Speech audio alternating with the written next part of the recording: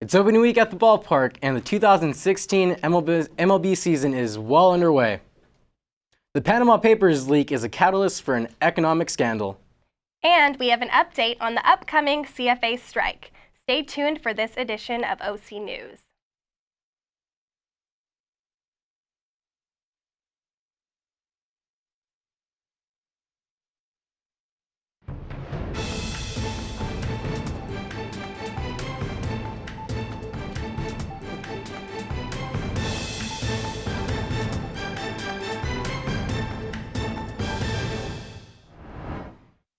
Hello and welcome to OC News. I'm Natalie Mongi. And I'm Miguel Moya. California State University officials announced today that they are close to reaching a settlement with faculty leaders regarding the upcoming strike. CSU leaders and the California Faculty Association declared an immediate 48-hour blackout period to allow for further negotiations to continue on. CFA spokesperson Lisa Cohen said in a statement that a joint news conference will be occurring on Friday in Sacramento. There will be no communication with the media, and the faculty will cease strike planning during that time. President Jennifer Egan said in an email released to faculty members, "During this quiet time, we hope to develop an agreement that not only settles this contract reopener, but can also lead to an improved relationship between the faculty and the CSU administration." After the end of the 48-hour period, if both sides cannot reach an agreement, faculty members will continue with the strike and will be marked as the largest walkout history of higher education in the United States. The CSU Students for Justice in Palestine Club have set up a 10-foot wall to help raise awareness for the West Bank barrier between Palestine and Israel. Jonathan Trabucco has the story. Imagine living in Fullerton and having to show your passport every time you left the city. That's exactly how it feels for Palestinians living in the West Bank. I caught up with the Students for Justice in Palestine here at Cal State Fullerton to find out more information on this movement and the wall. The wall is like a silent, peaceful demonstration that shows what daily Palestinian citizens go through.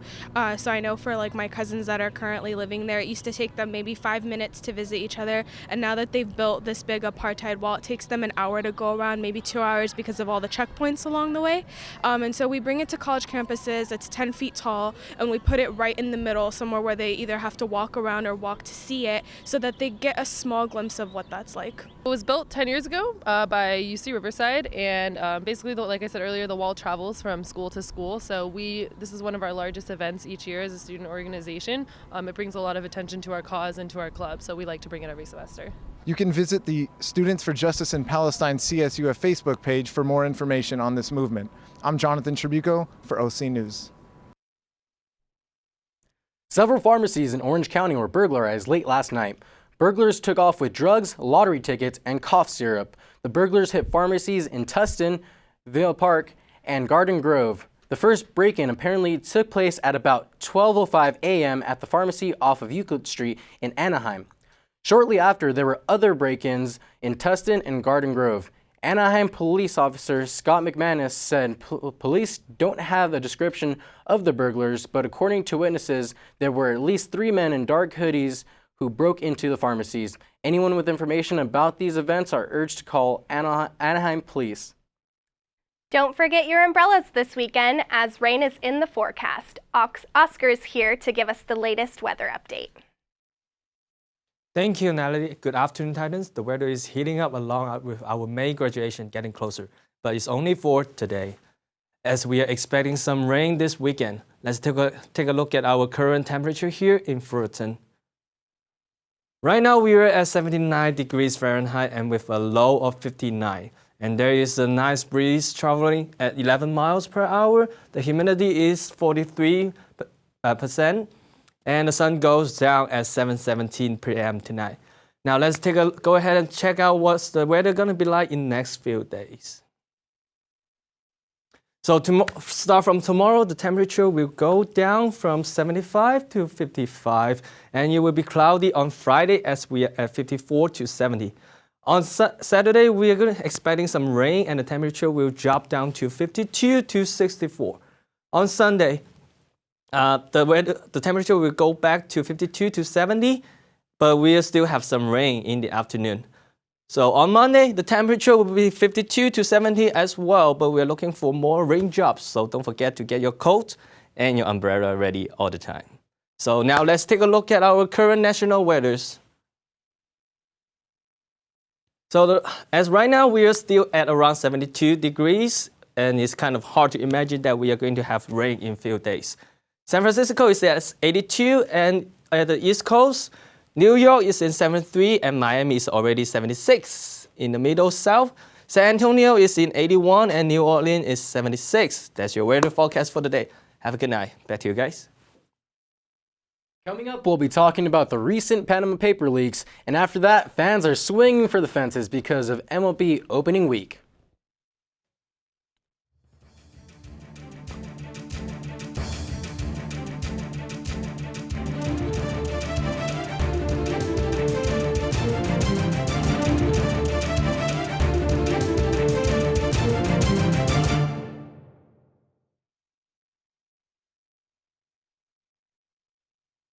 They said I have troll teeth. That my voice sounded like a possessed baby doll. That no one would ever love someone as stupid as me. That I was fat, ugly. Disgusting.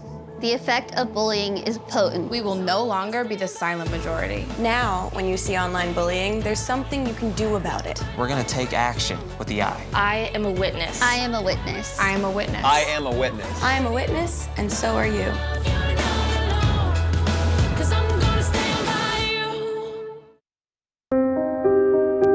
Here's to the things that can keep us safe. Those we use all the time with hardly a thought. Those that are silently standing by to save our lives. And now, those that we carry with us everywhere we go. Many mobile devices will now bring you wireless emergency alerts, real-time information directly from local sources you know and trust. With the unique sound and vibration, you'll be in the know wherever you are.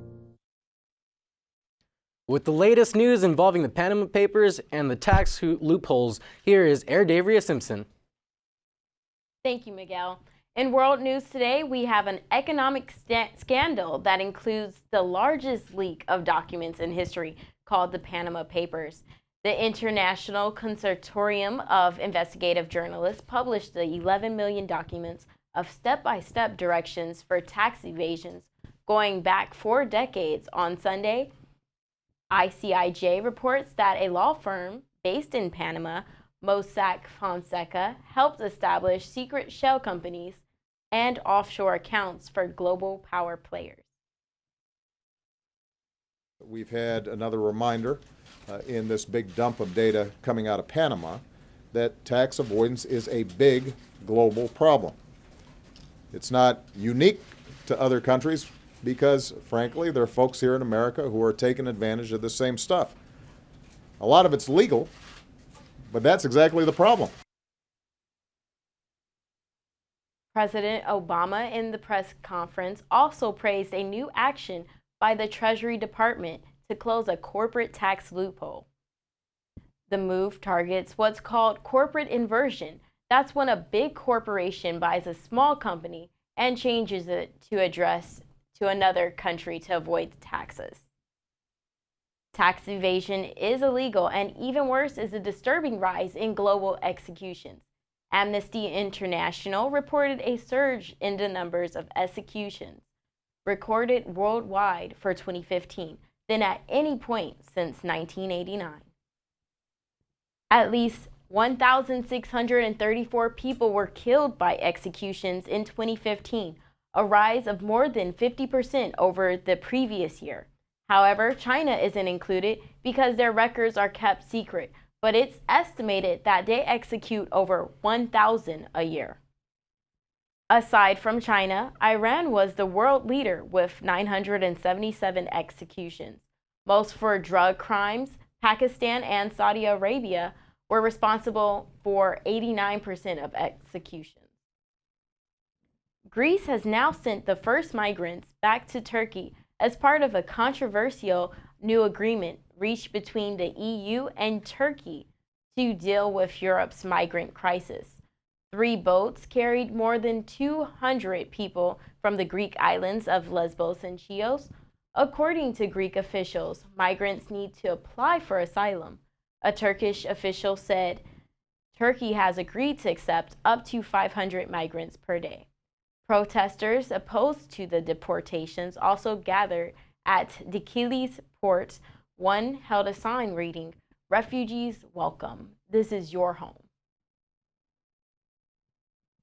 As the Pentagon is trying to accelerate its campaign against ISIS, they intend to send more troops to Syria and increase the number of U.S. Special Operations Forces fighting ISIS. Currently, the military agreement allows 50 Special Operation Forces to be present in Syria to advise and assist Syrian forces fighting the Islamic State. The U.S. is considering putting more forces in to accelerate their offensive to retake Raqqa, the Islamic State's declared capital, as well as Mosul in Iraq. There is not yet a formal detailed option. The discussions are expected to take place at the White House this week. That's all for World News. Back to you all.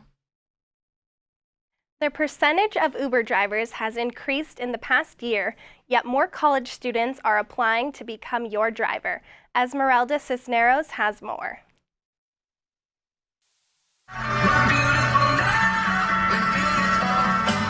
Showing red, no pun intended. Uber, I think of as me serving the people. I'm providing value to the people, so I don't really think of, any negativity at all. According to Uber's recent study, 19% of Uber's drivers' partners are under age 30 and claim that the greater representation of younger people among their drivers is probably a reflection of the fact that Uber is a new opportunity. 7% of Uber's drivers' partners are currently enrolled in school, mostly taking classes toward a 4-year college degree or higher, 22-year-old Henry Nguyen falling under that category. Juggling even a part-time job against the demands of a rigorous academic schedule can be tough for any college student. When money is needed to keep tuition up to date and food in the fridge, new alternatives are presenting themselves. For self-motivated students in need of flexibility, becoming an independent contractor with a ride-sharing company such as Uber is starting to appeal and have perks for many. Perks of being an Uber driver, you can make your own hours, it's flexible. The only boss you have is yourself. You have to ask someone to take a lunch break. Just fill your food whenever you want to, and you get to make extra money on the side. According to their website, you can make up to $20 or more an hour in fares just for driving your own car. The more you drive, the more you earn, adjusting your schedule as a contractor either part-time, full-time, daytime, or night. Henry, on his 4th month as a part-time driver earning on average $300 per week, plans to continue with Uber when he graduates in 2017. Reporting to you from Fullerton, I'm Esmeralda Cisneros. Cal State Fullerton baseball is rolling. The MLB season is underway and updates on 2 teams chasing history on the hardwood. Here's Joe Moreno with sports. Thanks, Natalie. The Cal State Fullerton baseball team is riding a hot streak after winning their 5th straight game on Tuesday. The Titans traveled to San Diego to take on USD and came away with a 4-2 victory. Dalton Blazer led the way with 2 hits and extended his hitting streak to 9 games. Blazers doubled in the 7th to start a 2-out rally, and Chris Hudgens drove in Blazer with an infield single 2 batters later, and the Titans would score on a pass ball later in the inning to give Fullerton the lead for good. Dylan Prohoroff then closed out the game for his 5th save. With the win, the Titans moved to 17-11 on the season as they get ready to take on Cal Poly this Friday. Women's tennis is also looking to continue their historic run after earning the program's record 16th win of the season.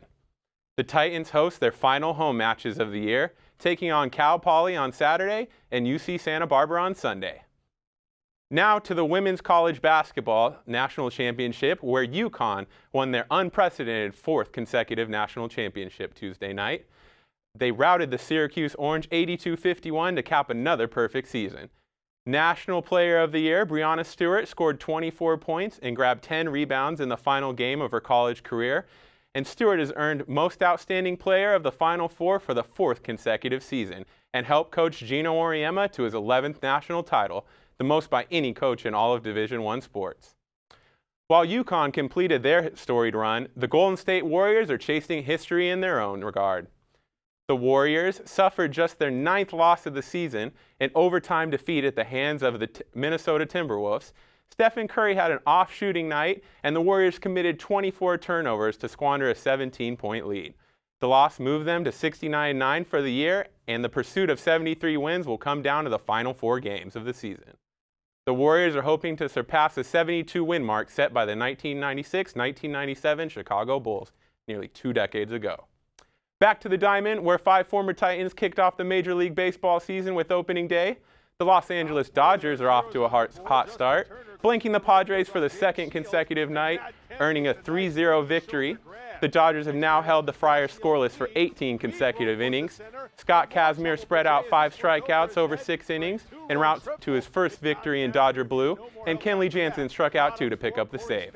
The Dodgers have now outscored the Padres 18-0 and look to sweep the opening series tonight. The Los Angeles Angels are seeking their first win of the season after closing out their quick 2-game series with the Cubs. Chicago was in control throughout on Tuesday night, cruising to a 6-1 victory over the Halos. John Lester picked up the win after going 7 strong innings. Matt Cesar, Dexter Fowler, and Anthony Rizzo all homered for the Cubbies. But the Angels will look to rebound tomorrow in Anaheim as the Texas Rangers come to town for a 4-game series. That's all for today in sports. Back to you guys in the studio. Such a good week in sports. Coming up next, we have all the developing news on the Zika virus, Tesla's new Model X, and what's new in the world of entertainment.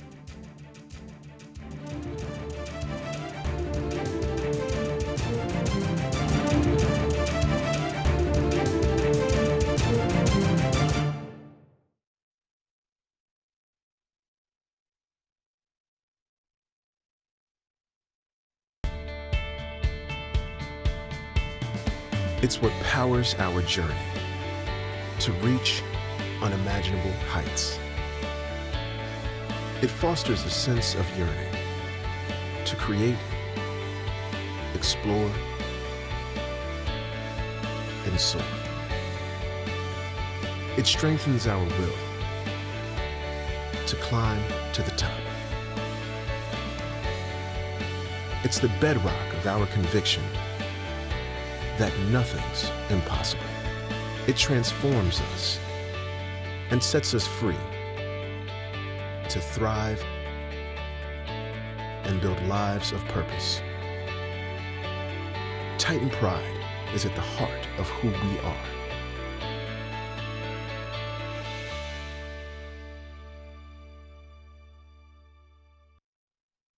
With the latest news about the Ebola virus and 2 recent food recalls, here is Alana Garrett.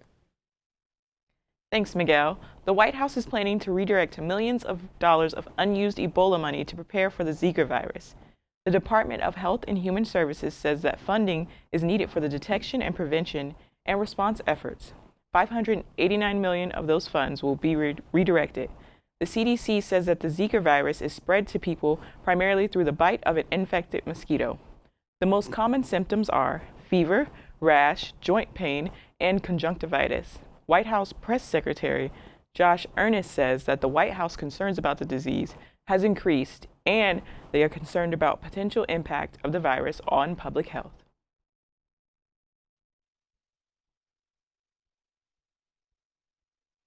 First, we've learned that sexual transmission of the virus is actually more common than was initially believed. Second, we learned that the impact of the virus on fetal brain development is likely starker and more serious than first understood. Third, in the United States, the geographical range of the mosquito that carries this virus is significantly broader than our initial estimate. In food news, you might want to take a close look inside your pantry. 2 unrelated companies have voluntarily recalled their products because of glass shards. Emerald's 100-calorie packages of roasted and salted cashew halves and pieces have been taken off store shelves, and Roland Foods also says that its roasted red pepper strips also may contain small pieces of glass. No related injuries have been reported in either of these recalls, and consumers are advised to return the items to their place of purchase. On a lighter note, First Lady Michelle Obama planted her final White House kitchen garden on Tuesday, April 5th. Students from Louisiana, Colorado, Wisconsin, and Washington, D.C. were invited to participate this year. Students planted the same variety of lettuce that was grown on the International Space Station. First Lady Michelle Obama started the White House Kitchen Garden initiative 8 years ago. Since then, several schools across the country have started community gardens. The First Lady plans to make surprise visits to some of those schools later this week. That's all today in health news. Back to you guys. And now with the latest about virtual reality, a new Tesla model, and a new app that's hitting the markets, here's Matthew Bruce with your tech report. Thank you guys. The virtual reality race has officially began with the release of both the Oculus Rift and the HTC Vive. You can now finally escape reality and enter a fully realized virtual world, that is if you have the cash and the properly powered PC. The Vive launched yesterday with the asking price of $800, and the Rift launched last week with the asking price of $600. Both require high-end PCs to run, and in other news, Tesla unveiled their latest model this last week, which comes at almost half the cost of their previous one. With the Tesla Model 3, which will start at around $35,000, a much more affordable price for the average household, the fully electric car is a 5-seater with a 215-mile range per charge. You can now pre-order the car on Tesla's website for a down payment of $1,000, but the car won't go into production until after 2017. And lastly, legendary video game company Nintendo has released its first ever smartphone app as of last week. The app is called Miitomo and is a social network that uses Mii avatars to answer questions and connect with friends from your Facebook and Twitter. The app hit #1 in both the iPhone and Android stores in less than 24 hours. And in an official statement from Nintendo, they said that the smartphone market is going to be one of their primary focuses going forward. And that about wraps it up with the tech world. Back to you guys. Coming up next, an update on Paul Walker's civil case with Porsche. Drew Barrymore is getting a divorce, and a country music legend has passed away. Here's Ashley with the latest in entertainment. Thanks, Natalie. On Monday, a federal judge ruled Porsche Cars of America is not at fault for actor Paul Walker's death. Best known for his role in Fast and the Furious, Paul Walker died tragically back in 2013 while driving a Porsche GT. According to CNN, the coroner's report stated Walker had survived the crash but died of injuries from the impact, resulting in a fire. Ever since his death, several people, including Walker's daughter Meadow, have questioned whether or not the vehicle itself had a design flaw that could have prevented the actor from surviving the crash. At the time of impact, the vehicle was going at a high rate of speed between 80 and 90 miles per hour. That resulted in losing control and slamming into a power pole and trees. According to Meadow Walker, attorney Jeff Milan, Meadow will continue to fight to hold Porsche accountable for selling a defective product that kills. The decision made by the judge on Monday does not affect Meadow's lawsuit, which was filed September 2015. Actress Drew Barrymore and husband Will Kopelman have called it quits. After 4 years of marriage, the mother of 2 daughters, Olive and Frankie, is said to be in high spirits despite the split. According to E! News, Barrymore issued a statement, "Sadly, our family is separating legally, although we do not feel this takes away from us being a family. Divorce might make one feel like a failure, but eventually you start to find grace in the idea that life goes on, our children and our universe, and we look forward to living the rest of our lives with them at the first priority." Country music icon Merle Haggard has passed away Wednesday on his 79th birthday. The guitarist, fiddler, singer, and songwriter has recorded for more than 40 years and released many #1 hits. According to NBC4 New York, Haggard's manager Frank Mull said the country icon died in Palo Cedro, California, of pneumonia that he had been battling for months. He had kept up an ambitious touring schedule, but the pneumonia in both lungs had forced him to cancel several shows this year. The popular boy band Backstreet Boys is back, or once again throughout the 90s are said to be coming back. The band members Jay McClain, Howie DeRoff, Nick Carter, Kevin Richardson, and Brian Luttrell will be joining the likes of Jennifer Lopez and Britney Spears in Las Vegas. The Backstreet Boys will be doing a trial run in hopes of landing Las Vegas residency. The deal, consisting of 9 shows, was recently signed with Live Nation. Currently, the venue is unknown. According to New York Daily News, Nick Carter stated, "If it does really well, then I think that'll open the door, and then in the future we'll do it." Fans of the popular boy band may have a new venue to relive some of their old and new tunes. Backstreet Boys is currently working on the new album. Their last album was in 2013, titled In a World Like This. That's all for entertainment. Back to you two. Thanks so much for joining us. We hope you enjoyed today's broadcast. If you'd like to stay connected, you can follow OC News on Facebook, Instagram, and Twitter under the OC News handle. We'll see you next week here on OC News.